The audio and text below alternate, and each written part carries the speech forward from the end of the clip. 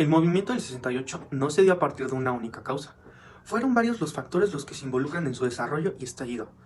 Para analizar este hecho debemos entender la historia de México y el contexto internacional de esa época, más allá de los enfrentamientos de los estudiantes con las fuerzas de seguridad que fueron su representante detonante.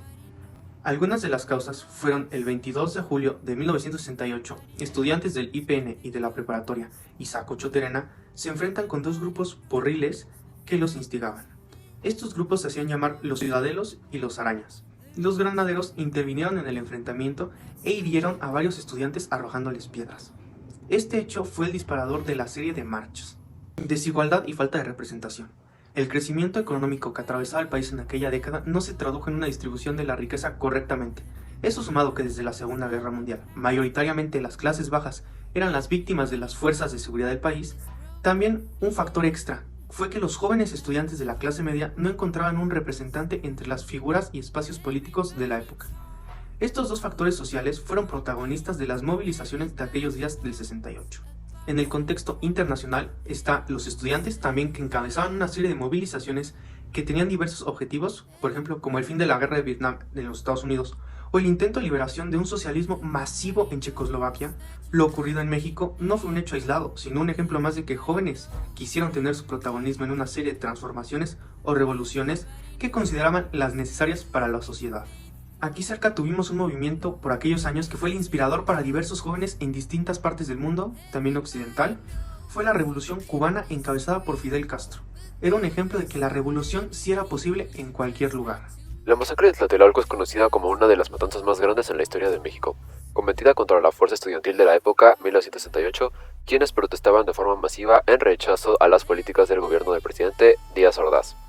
Los crímenes fueron autorizados por el Estado y perpetrados por las fuerzas militares mexicanas para silenciar a la comunidad de la Universidad Nacional Autónoma de México, UNAM, y del Instituto Politécnico Nacional, IPN. El 2 de octubre de 1968, el grupo paramilitar Batallón Olimpia, en conjunto con el Ejército, la Policía Secreta y la Dirección Federal de Seguridad DFS, arremetieron y dispersaron a centenares de estudiantes que estaban concentrados protestando en la emblemática Plaza de las Tres Culturas en la Ciudad de México. Cientos de estudiantes fueron detenidos, golpeados y asesinados por las fuerzas del Ejército de México. Durante el hecho también fueron acribillados líderes, docentes, intelectuales, personal obrero, profesionales, trabajadores de distintos sectores, etc. Los grupos del denominado Batallón de Olimpia se infiltraron en las protestas identificándose con un guante blanco y comenzaron a disparar sin justificación a los civiles desarmados a las 18 horas, hora local de México. La matanza de la Plaza de las Tres Culturas es conocida como uno de los actos represivos más violentos de la época en América Latina. Por su parte, los militares, quienes debían custodiar las marchas, también comenzaron a disparar contra los manifestantes para restablecer el orden público. Entre 1958 y 1957, en México, se habían llevado a cabo numerosas protestas protagonizadas por líderes campesinos y el gremio de trabajadores quienes demandaban mejoras en las condiciones laborales y un aumento de los salarios. Asimismo, estas fueron reprimidas por las autoridades en distintas ocasiones, lo que multiplicó la realización de estas actividades pese a los actos de represión gubernamentales que terminaron por estallar en 1968. Hasta la fecha no se conoce con exactitud la cantidad de personas asesinadas. Si bien, según las cifras publicadas por el gobierno, murieron unas 20 personas, se estima que fueron más de 300 estudiantes y líderes civiles. Solo en una de las 4 esquinas de la Plaza de las Tres Culturas se hallaron más de 65 cadáveres. Otros fueron encontrados en camiones de basura y demás calles de la ciudad capital. Los muertos eran recogidos por grúas y vehículos de carga pesada, a los cuales trasladaban los cuerpos hasta sitios clandestinos para la incineración masiva de estos. La masacre de Tlatelolco no es la única matanza estudiantil registrada en México, sin embargo es la más grande en la historia del país.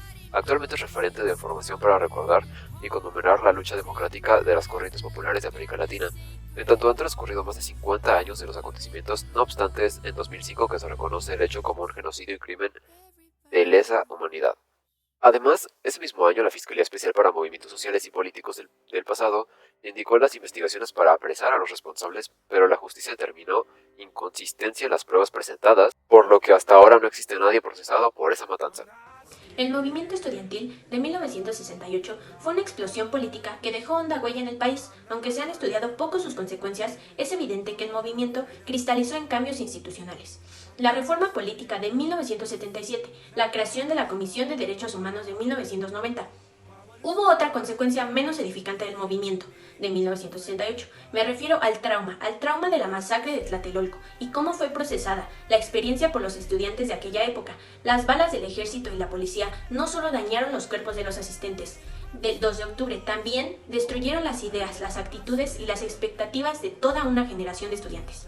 Tlatelolco hizo volar en pedazos la confianza ingenua que los estudiantes tenían en el orden legal, en la democracia, en las instituciones, en la Revolución Mexicana, y en lugar de esos valores y creencias que solo en ellos primero creó un vacío, después un rencor desesperado y un sentimiento denso de odio, coraje que solo podía conducir al delirio y a la locura. La corriente estudiantil democrática fue derrotada por la masacre de Tlatelolco. En cambio, la matanza hizo que triunfaran las corrientes revolucionarias, no democráticas. Ganaron los que pregonaban que México no tenía un régimen democrático y que de nada servía buscar solución pacífica y política a las demandas estudiantiles. Lo que debía hacerse, decían los revolucionarios, era o bien abandonar la universidad para ir al pueblo o preparar la revolución armada mediante guerrillas urbanas. La brutal matanza de Tlatelolco pareció darles la razón y contribuyó a reafirmar en estos grupos que México vivía un momento pre-revolucionario. En ese ambiente de furia e indignación se produjo una deserción masiva de estudiantes que resolverían irse a trabajar al campo o a las colonias urbanas populares para organizar la lucha revolucionaria popular. Después de todo, los hechos habían demostrado que los estudiantes eran una fuerza débil. Y por otro lado, surgieron los primeros grupos guerrilleros urbanos. Desde 1970, la guerrilla comenzó a atraer poderosamente el interés de muchos jóvenes inteligentes, sensibles, solidarios, generosos y valientes que decidían, de un momento a otro, dejarlo todo, bienestar, amigos, familia, comunidades, para incorporarse a una aventura que podía arrancarles la vida. En todas las universidades se operó un cambio radical en el ambiente estudiantil. Una ola de radicalismo antidemocrático recorrió todos los centros de educación superior del país, y las universidades fueron por años escuelas que enseñaban políticas radicales. Hoy en día, la frase 2 de octubre no se olvida es un grito en contra de la impunidad, el olvido y la amnesia colectiva. Así, lejos de perder vigencia al repetirse año tras año, se ha convertido en un gran símbolo del impacto ejemplar que tuvo en México el movimiento estudiantil de 1968.